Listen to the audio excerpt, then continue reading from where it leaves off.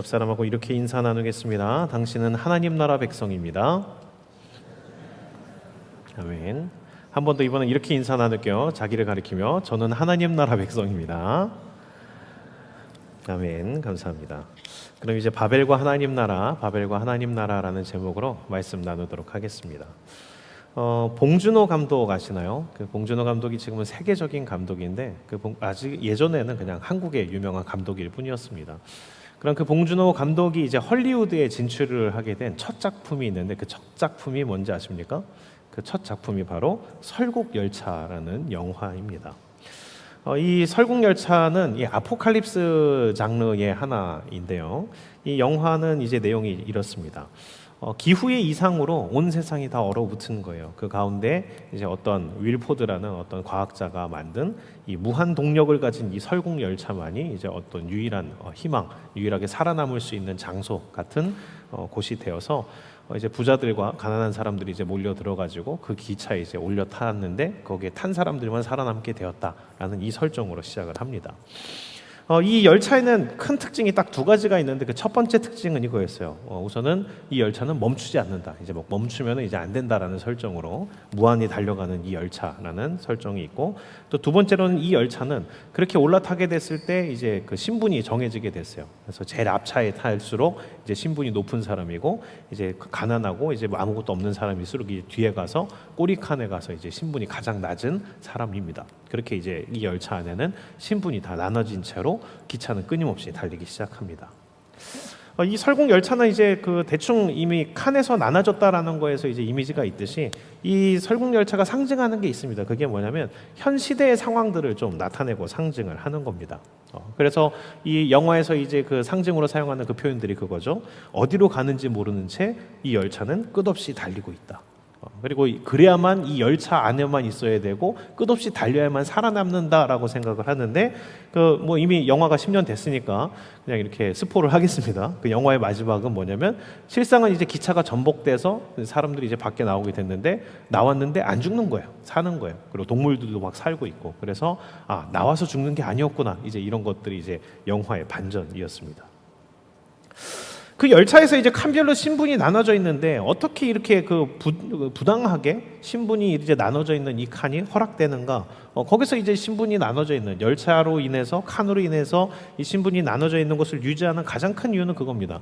열차 바깥으로 벗어나면 죽는다라는 이 생각 때문에 거기에 갇혀 있기 때문에 사람들이 열차 밖으로 나가지 못하고 그 얇은 그 문 하나 때문에 나눠진 채로의 삶을 살고 있는 거죠. 그래서 막 못 먹고 굶주리고 헐벗으며 그렇게 막 그 앞칸 사람들한테 핍박을 당하면서 계속 살고 있는 거. 그게 이제 설국 열차의 상징입니다. 뭐 아시겠지만 이 열차는 현 시대를 풍자하고 있습니다. 지금의 시대가 이런 거 아니냐. 끝없이 방향 없이 달리기만 하고 서로의 신분을 나눠놓은 채로 객차가 나눠져 있고 있는 사람은 더 누리는데 없는 사람은 유린당하고 있다. 이런 것들을 상징하는 게 이 영화의 내용이었습니다. 우리가 지금 계속해서 나누고 있는 말씀은 이 창세기입니다. 지난 시간까지 이제 내용들을 좀 정리해서 살펴보자면 그렇습니다. 하나님의 은혜 가운데에서 세상이 창조되었습니다. 인간에게 놀라운 은혜와 놀라운 권리와 놀라운 자유를 허락하셨는데 인간은 그 가운데 어떻게 하느냐? 그 마지막 하나 그 하나님의 말씀을 듣는 그 주권마저도 자기가 차지하겠다고 자기가 하나님이 되고자 하나님을 배신합니다. 하나님의 말씀을 거역합니다. 그 계약을 깨트립니다. 그렇게 인간은 죄 가운데에서 타락을 택했습니다. 그리고 그 타락의 결과는 낙원을 잃어버리는 것, 하나님으로부터 멀어지는 것, 또한 사람과 사람 사이에 그런 벽이 생기고 서로 간에 이제는 싸우는 대상이 되었다라는 것이 그런 죄로 인한 현상이었습니다. 그렇게 하나님으로부터 멀어진 인간들이 죄 가운데 죄의 소욕이 휘둘리는 인간들이 어떻게 살아나가느냐, 이제 성경은 그 증거하기를 가인이 보여주듯이 가장 첫 번째 샘플로 가인이 보여주듯이 죄를 만들어내는 문화들을 죄를 만들어내는 사건들을 계속해서 만들기 시작합니다. 가인이 무엇을 했느냐? 간단하죠. 그 죄의 본질적인 그 모습이 뭐냐면 자기 안에 자기밖에 없는 거거든요. 사랑해야 되는 자기의 동생마저도 자기 안에 담을 자리가 없어요. 그러니까 그를 타인화, 타자화하고 그를 죽여 없애서라도 자기의 분을 풀고 자기가 높아지려는 성향들을 보입니다. 그래서 가인이 그렇게 자기의 동생을 죽였듯이 그런 가인과 같은 사람들이 만들어낸 문화, 가인과 같은 사람들이 만들어낸 부족, 가인과 같은 사람들이 만들어낸 나라가 어디로 흘러가느냐? 집단적으로 결국은 하나님을 배격하고 결국에는 사람들을 유린하고 약탈하며 자기 스스로 높아지려는 나라들을 만들기 시작하더라라는 겁니다. 그래서 성경이 평가하기를 인류는 결국 어디로 흘러가느냐? 성경은 이렇게 말합니다. 인간의 모든 생각과 계획이 악해지는 상태에 이르렀다라고 평가를 합니다. 그러니까 이게 무슨 말이냐면 도저히 갱생의 여지가 없는 인류의 전적인 타락이 도달했다라는 겁니다. 이 전적인 타락이 무서운 게 뭐냐면 이 전적인 타락은 결국 심판을 불러옵니다. 생명의 근원이 하나님인데 하나님과의 전적인 단절, 이거 자체가 사실은 심판입니다. 우리가 살고 있는 이 세상은 사실 하나님의 은혜와 보호하심 가운데에만 유지될 수 있는 것인데 그 하나님의 보호로부터 완전히 끊어진다? 그것은 단 한순간도 살아있을 수 없는 상태가 된다는 겁니다. 성경이 하나님과 우리의 관계를 너무나 간단하게 비유했어요. 그게 뭐냐면 포도나무와 가지라는 겁니다. 포도나무와 가지. 무엇이냐? 가지는 포도나무에 붙어야지만 살 수 있습니다. 그런데 가지가 포도나무가 싫다고 잘라져서 떨어지는 순간 그 순간부터 이미 죽은 거라는 겁니다. 그렇습니다. 하나님의 보호하심 없이는 이 지구가 살아있을 수 없습니다. 하나님께서 비를 때에 따라 주시고 때에 따라 막지 않고는 단 하루도 버틸 수 없는 게 바로 인간들의 자리라는 겁니다. 그래서 하나님은 전적으로 타락한 그 인간들 가운데 더 이상의 은혜를 거두시고 홍수의 심판을 계획하십니다. 그러나 그 심판 가운데에도 구원의 기회를 잊지 않으십니다. 무엇을 하냐? 노아를 통해 어떻게 하라고요? 산 꼭대기에 배를 지으라고 합니다. 그래서 노아는 이 성경에 기록된 연수로 따지면 거의 100년에 가까운 시간을 계속해서 배를 만듭니다. 산 꼭대기의 방주, 산 꼭대기의 배라니. 사람들은 아마도 그때 당시의 사람들은 그 배를 만드는 노아를 보고 전부 다 이렇게 말했을 거예요. 저기 이상한 미친 인간이 하나 있다. 배를 바다에 만드는 게 아니라 강에다가 만드는 게 아니라 산 꼭대기에 만드는 이상한 놈이 있다. 아마 물어보면서 전부 다 이제 모르는 사람은 없었을 거예요. 도대체 쟤는 왜 산 꼭대기에 배를 만든다냐? 야, 곧 있으면 인류의 대홍수가 닥친대. 야, 홍수라니 말이 되냐? 어떻게 이 전 지구가 그런 물에 잠기는 그런 일이 생기냐? 저 이 미친놈이 맞다. 누구나 볼 수 있게 산에다가 방주를 만들고 누구나 이 배에 타고 싶으면 타기만 하면 살 수 있다라는 말을 했지만 그것을 수많은 사람들이 비웃음 가운데 결국 듣기는 들었을 테지만 아무도 그 방주에 타지 않았습니다. 왜요? 듣기는 들어도 듣지 못했어요. 보기는 보았지만 볼 수가 없었어요. 왜? 자기 안에 자기가 가득했으니까. 자기 마음 가운데 하나님 두기도 싫어하는 사람들이 하나님이 복음을 전하고 말씀을 전하지만 아무도 그것을 믿지 않고 듣지 않았기 때문에 그 방주에 타는 사람은 한 사람도 없었다라는 겁니다. 결국 예언대로 하나님께서 작정하신 홍수는 시작되었고 노아의 가족을 제외한 모든 사람이 문명과 함께 물에 잠기게 되었습니다. 그렇게 심판 이후 살아남은 노아의 자손들이 이제 세상에 퍼지기 시작했습니다. 이제 여기서부터가 우리가 읽는 말씀인데요. 이제 인간은 홍수를 경험했으니까 이제 바뀌었을까요? 역사적인 교훈이 있었으니까 이제 깨달았을까요? 그런데 아니었습니다. 이게 인간의 한계입니다. 인간이 스스로 바꾸지 못합니다. 노아 이후로도 인간들은 역시나 마찬가지였습니다. 의인 노아의 후손들이었지만 그 노아의 후손들이 땅에 퍼져서 무엇을 했냐면 회복해야 될 하나님에 대한 경외함과 예배는 회복하지 않고 엉뚱한 결론을 내렸습니다. 그 결론이 무엇이었는가? 그 결론이 바로 바벨탑이었다라는 겁니다. 사실 대홍수와 같은 하나님의 심판을 경험했다면 원래는 어떤 결론을 내려야 마땅합니까? 우리의 죄악이 결국 우리를 망하게 하는구나. 돌이켜야겠다. 우리가 너무 교만했다. 하나님의 주인 되심과 주권을 인정하고 우리의 자금을 솔직하게 인정해야겠다. 하나님 앞에 엎드려야겠다. 이렇게 결론이 나야 되는데 이 바벨탑을 만든 사람들은 어떻게 그런 결론을 냈느냐? 이렇게 결론 내린 겁니다. 어떻게 해야 홍수가 나도 살 수 있지? 홍수가 나지 않게 하는 데에 관심을 갖는 게 아니라 하나님이 우리를 심판하실 때 또 홍수를 일으키면 어떻게 해야 살아남을 수 있을까?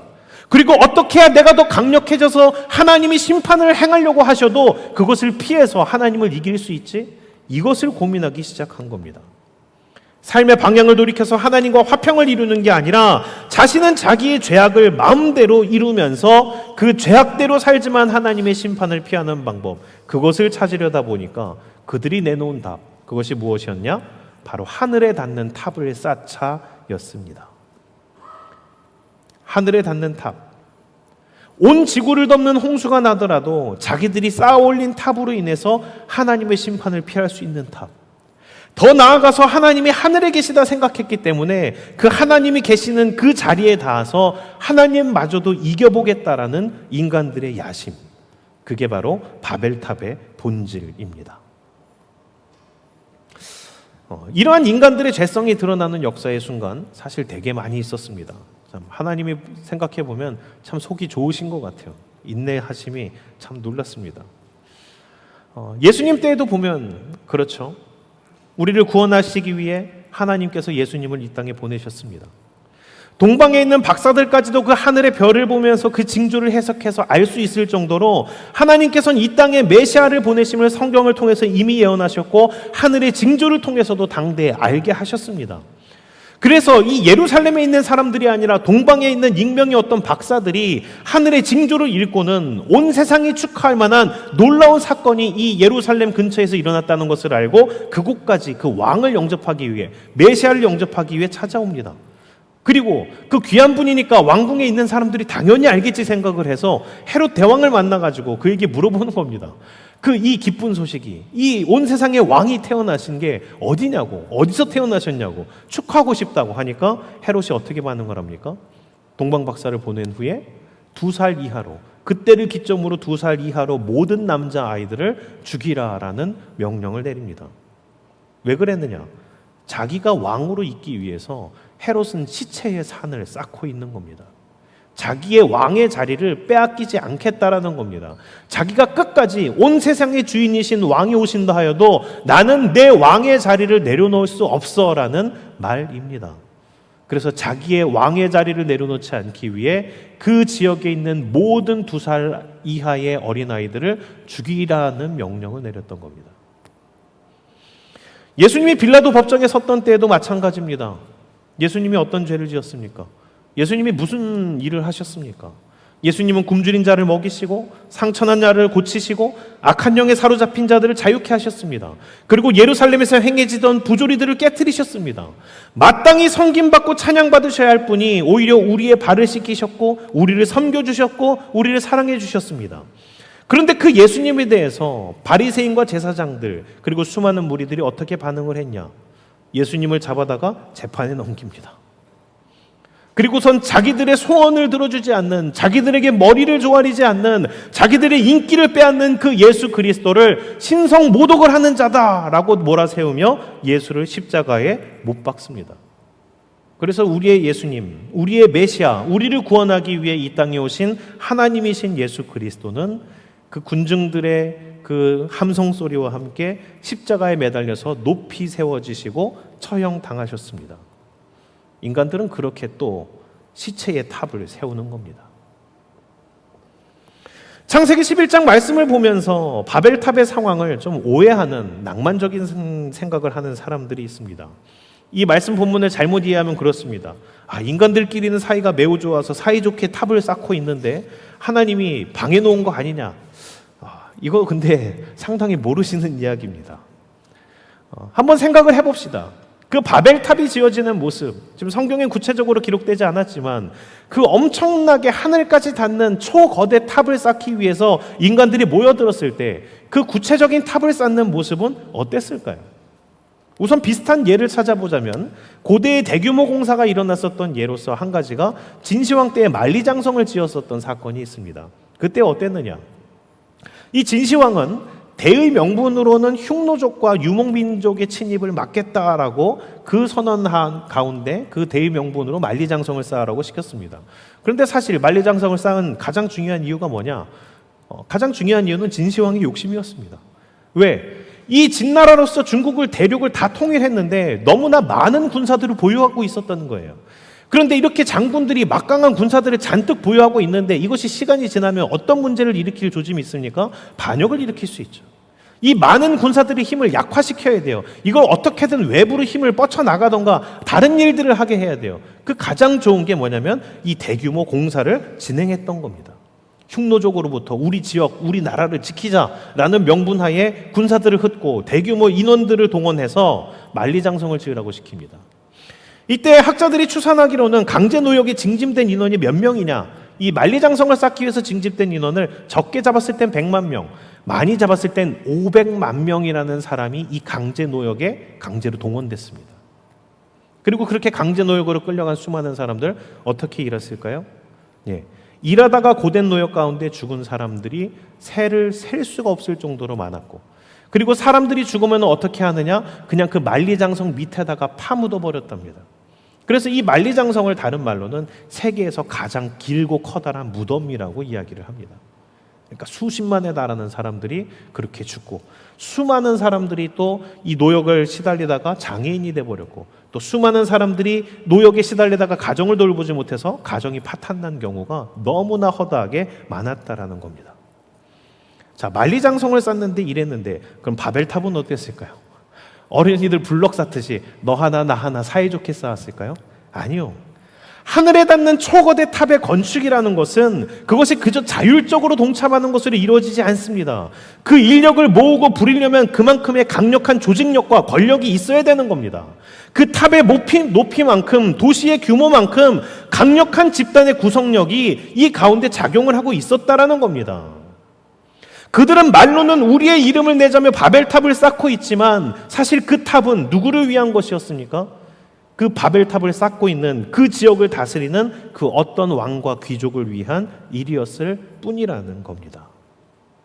대의 명분은 재난 방지용이었겠지만, 연합해서 강성한 나라를 만들자 이 말이었겠지만, 사실은 하나님을 대적하고 하늘까지 닿는 탑을 만들어서 꼭대기층에 있는 자신들이 신이 되겠다라는 거였습니다. 하층민들은 도저히 올려다볼 수 없는 영원히 군림하는 권력을 만들겠다는 게 이 바벨탑의 본질입니다. 얼마 전 TV 프로그램 중 벌거벗은 세계사라는 프로그램이 방영을 했어요. 거기에 부산대학교의 인도지역 통상학과 교수님이신 이광수 교수님이 이 인도에 대해서 강의를 하셨는데 그 강의가 매우 인상 깊었습니다. 이 인도는 참 신기한 나라인 게 지금 이제 현 시대에 이르렀고 자유가 무엇인지 민주주의가 무엇인지도 전부 다 아는 나라고 과학도 엄청나게 발전을 했잖아요. 그런데 아직까지도 이 인도는 신분제가 살아있는 겁니다. 수많은 나라에서 노예제도가 다 폐지됐는데 이 인도만큼은 여전히 신분제가 시퍼렇게 살아있습니다. 어떻게 그럴 수 있는가? 이것에 대해서 이제 그분이 강의를 하셨는데 그게 이 카스트 제도 신분제의 꼭대기에 있는 브라만들의 아주 치밀한 계략 때문이라는 겁니다. 이 인도의 힌두교는 특성이 있는데 매우 독특한 종교입니다. 사람들이 이 힌두교에 대해서 대다수가 잘 모르는데 이 힌두교는 종교라고는 하지만 사실 내세에 사실은 관심이 전혀 없는 게 힌두교랍니다. 힌두교는 내세를 이야기하지 않습니다. 오히려 힌두교는 무엇을 얘기하느냐? 전적으로 현생에 집중되어 있습니다. 현생만 이야기합니다. 그래서 지금 당장 잘 먹고 잘 사는 것, 이것에 관심이 있는 게 바로 힌두교라는 겁니다. 그런데 아이러니하게도 어떻습니까? 오히려 힌두교로 인하여 못 먹고 못 살게 됩니다. 잘 먹고 잘 사는 사람들은 오직 제일 높은 계급에 있는 몇 사람들만 혜택을 누리는 겁니다. 이게 왜 이러나? 여기에 대해서 좀 거기서 이제 교수님이 설명을 했는데 이렇습니다. 우선 인도의 카스트 제도는 신분을 5등급으로 나눕니다. 제일 위가 브라만, 사제들, 종교 지도자들이 있고 그 밑에 크샤트리아, 무력을 사용하는 군인 집단과 왕족, 귀족 이 사람들이 있습니다. 그리고 그 밑에가 바이샤, 농민과 상인이 있고 그 밑에가 슈드라, 노예와 수공업자들이 있습니다. 그리고 제일 마지막에 무엇이 있는가? 불가촉 천민이 있습니다. 사회시간 공부하신 분들은 이 정도는 다 알 겁니다.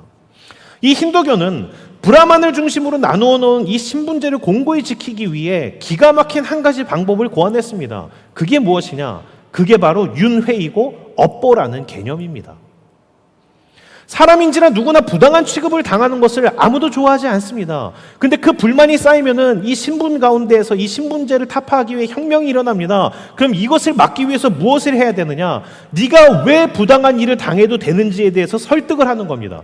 그 설득을 하는 데 있어서 가장 좋은 게 바로 이 윤회와 업보라는 겁니다. 왜? 네가 지금 낮은 신분으로 태어난 이유는 네 전생에 죄를 져서야. 네 전생의 업보 때문이야. 그러니까 네가 이렇게 당하는 건 싼 거야.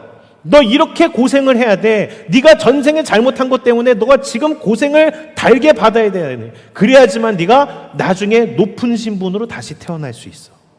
지금 이것을 네가 개기고 반항을 하면 더 낮은 신분이 돼서 더 불가촉천민이 될지도 몰라. 그러니까 지금 벌 잘 받고 나중에 높은 신분으로 윤회해서 다시 태어나라. 그래서 이 윤회와 업보는 신분제를 탄탄하게 지원해줘요. 왜? 높은 신분으로 태어난 사람들은 그 정도의 당위성을 부여하는 거예요. 전생에 밑에 하층민으로 되게 어렵게 열심히 살고 착하게 살아서 넌 높은 신분으로 태어났다. 그러니까 누려라. 낮은 신분에 있는 사람들한테는 너 전생에 높은 신분이었는데 죄 짓고 잘못하고 막 그래가지고 너 낮은 신분으로 태어났다. 너 벌 받아라. 이 신분을 공고하게 지키기 위해 업보와 윤회가 사용됐었던 겁니다. 그리고 여기에 더해서 힌두교는 더러움과 깨끗함이라는 개념을 전해서 이 낮은 신분에 있는 사람들은 더럽기 때문에 상종하지 않아야 되고 그 죄값을 더 달게 받아야 된다라고 가르칩니다. 그래서 어떻게 하느냐? 높은 신분에 있는 사람들, 한 단계라도 위에 있는 신분에 있는 사람들이 아래 신분에 있는 사람들을 괴롭히게끔 주도합니다. 왜 그럴까요? 그렇게 해서 본인들이 피해자이지만 또 하나의 가해자가 되게 만들어서 이 신분의 벽을 더 공고히 다지는 거예요. 그리고 그들 역시 신분제를 나눠놓은 거에 대해서 동참하게 만드는 거예요. 그래서 모두 아무 이유 없이 더 밑에 단계에 있는 신분에 있는 사람들을 괴롭히게끔 만들어 놓고 또 모든 신분들이 철저하게 괴롭히는 신분으로 불가촉천민을 만들어 놓은 겁니다. 왜? 모두가 그 불가촉천민을 괴롭힘으로써 이 신분제의 벽에 동참하게 만드는 거라는 겁니다. 신에 대한 신앙이 아닌 신을 이용한 자기 현생의 신분과 복에 집중된 지독히도 인간 중심적이고 현생 집중적인 이 철저한 인간 중심적인 이러한 신앙 어떠하십니까? 이거는 솔직히 종교라고 할 수가 없습니다. 이 힌두교는 종교가 아니라 신분제의 시스템을 유지하기 위해 만들어낸 브라만들이 지어낸 미신 덩어리의 집합체라고 할 수가 있다라는 겁니다. 하나님 없이 사는 사람들, 마음에 하나님 두기를 싫어하는 사람들, 자기 안에 자기가 가득한 사람들, 그런 사람들은 힘을 기른 후에 이루려고 하는 그 인간의 나라, 자기의 나라 항상 똑같이 흘러갑니다. 어디로 흘러갑니까? 자기가 신이 되는 세상. 하늘까지 닿는 탑을 높게 쌓아서 만드는 세상, 그리고는 결국 무너져서 흩어져 버리는 바벨을 만들어냅니다. 사실 북한도 그렇지 않습니까? 수많은 공산국가들이 어떠했습니까? 인민의 천국을 만들겠다고 했던 그들은 종교는 인민의 아편이라며 하나님을 부정하고 성경책을 불태우고 하늘의 성부, 성자, 성령을 부인하는 대포의 포성을 울리며 시작했던 그 공산주의 국가들은 결국 무엇을 이루었습니까? 세상에서 가장 부패하며 가장 강력한 일당 독재 체제를 만들고 북한은 지금도 수백만 명이 굶어 죽고 있는데 그 3대에 걸쳐 세습을 하는 김씨들의 탑을 세우기 위해 수많은 시체 해산을 계속해서 쌓고 있습니다. 바벨을 건설하고 있는 사람들, 그 사람들을 보면 하나님이 얼마나 답답하고 한탄스러우셨는지 이 바벨이 완성되면은 결국 어떤 일이 벌어질지를 하나님께서 아시기 때문에 그 바벨을 막습니다. 직접 오셔서 그들의 언어를 흩어놓습니다. 바벨의 완공, 그것이 두려워서 하나님이 그 바벨을 흩어놓으신 것이 아니었습니다. 하나님께서는 왜 그것을 못 짓게 하셨나요? 그것이 지어지면 결국 하나님이 심판하셔야 되니까, 악으로 달려가기에 빠를 뿐이니까, 같이 망하게 되니까 하나님이 짓지 못하게 미리 막으셨던 것입니다. 성경은 오늘 이 바벨탑 사건을 이야기한 후에 완전히 전환돼서 인류의 일반 역사를 창세기 1장부터 11장까지 쭉 이어서 이야기를 했는데 완전히 전환돼서 다른 이야기를 합니다. 누구의 이야기를 하냐? 한 사람의 이야기를 새롭게 시작합니다. 지극히 평범한 어떤 집안의 한 아비가 있습니다. 그의 이름은 아브람. 번역하자면 그냥 귀한 아버지라는 이름, 좀 평범한 이름을 가진 사람입니다. 갑자기 성경은 왜 그 사람의 이름을 꺼내놨을까요? 인간의 역사는, 인간의 나라는 오늘 말씀에도 보듯이 힘에서 힘으로 누군가를 정복하여 자기 이름을 나타내는 탑과 성을 쌓으면서 멸망을 향해서 달려갑니다. 그러나 그렇기 때문에 하나님은 그런 인간의 나라가 아니라 하나님의 나라를 만들려고 하십니다. 근데 그 하나님의 나라는 무엇으로 시작하냐? 강력한 누군가가 아닙니다. 대단히 똑똑한 누군가가 아닙니다. 지극히 평범한 그 어떤 사람, 그러나 하나님의 말씀에 순종해서 가라는 곳으로 가는 단 한 사람을 불러 그로부로부터 은혜를 부어주시며 새로운 나라를 시작합니다. 그 하나님의 나라가 그 부름받은 한 사람으로부터 시작되는데 이 사람은 너무나 연약합니다. 당대에 흩어져 있는 사람들이 이미 수많은 성을 쌓았고 그 바벨과 같은 탑과 성들이 여기저기서 완공되어 가며 여기저기 다른 족장과 나라들이 생겨나고 있습니다. 그 세상은 너무나 강력해 보이는데 그 부름받은 그 평범한 한 가정의 아비 한 사람, 이 사람이 과연 하나님 나라를 이룰 수 있을까요? 우리는 이제 이 질문을 가지고 성경을 읽어 나가야 됩니다. 근데 우리는 이미 역사를 알고 경험하고 있습니다. 그 한 사람으로 시작된 그 나라 어떻게 됩니까? 그 하나님의 나라는 금방이라도 등불에 꺼질 것 같지만, 그 하나님의 나라는 금방이라도 쓰러져서 망해 없어질 것 같지만, 망해서 없어진 건 수많은 바벨탑과 같은 다른 나라 제국들이었고 오늘날까지도 그 하나님 나라를 이루고자 하는 교회와 성도들은 온 세계 열방 곳곳에 흩어져서 하나님 나라를 이루고 있습니다. 그렇습니다. 성경이 왜 그 사람으로서 시작했느냐? 그 나라를 이루어가는 아브라함 같은 한 사람이 바로 우리들이기 때문입니다. 그가 우리의 믿음의 조상인 것은 우리가 그 믿음의 대를 이어서 그 믿음의 조상과 같은 순종의 걸음들을 걸어나가야 되기 때문입니다. 말씀을 마치겠습니다. 우리는 나만의 성, 나의 이름을 세우는 어떤 탑을 쌓으려고 할 때가 많습니다. 그리고 그 탑을 지어야 내가 안전하고 내가 안위하며 내가 기쁠 줄로 착각을 합니다. 잠깐의 예시로 나왔던 진시황 어떻습니까? 중국 대륙을 통일하면 기쁘겠지. 대륙을 통일합니다. 스스로를 천자라 내세우며 나는 신의 아들이다라면서 만리장성을 쌓고 불로불사를 꿈꿉니다. 그랬던 진시황 몇 살에 죽었는지 아십니까? 50살도 살지 못했습니다. 그가 쌓으려고 했던 바벨은 얼마나 허무한 것이었고 얼마나 허약한 것이었습니까? 주님께서 이사야서 55장 2절에서 3절에 이렇게 말씀하십니다.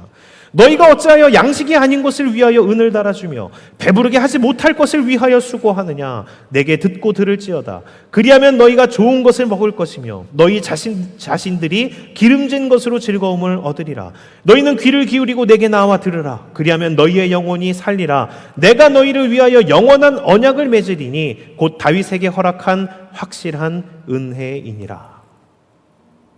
세상에 여러분들이 잡고 쌓아올리는 그 탑이 영원한 것이면 그것을 잡으십시오. 여러분들이 쌓으려고 한 그 탑이 여러분들의 영혼을 지켜주며 여러분들을 영원히 기쁘게 해주는 것이라면 그 탑을 쌓으십시오. 여러분들이 쌓는 그 탑이 하늘까지 닿아서 진정으로 하나님을 상대할 수 있는 것이라 생각하면 그 탑을 쌓으셔도 됩니다. 그러나 그것이 아니라면 고민해 보십시오. 인생 길어야 7, 80입니다. 우리가 잡았다고 생각한 젊음과 외모와 인기와 돈과 명예와 그 어떤 것도 하나님의 심판대 앞에 서면 아무것도 쓸 수가 없습니다. 우리가 쥐고 있는 것, 우리가 쌓아올린 탑 그 어떤 것도 우리를 보장해 주지 못하고 우리를 지켜주지 못합니다. 그렇다면 우리는 다시 생각해 봐야 됩니다. 진정으로 영원한 것을 잡는 것은 무엇인가?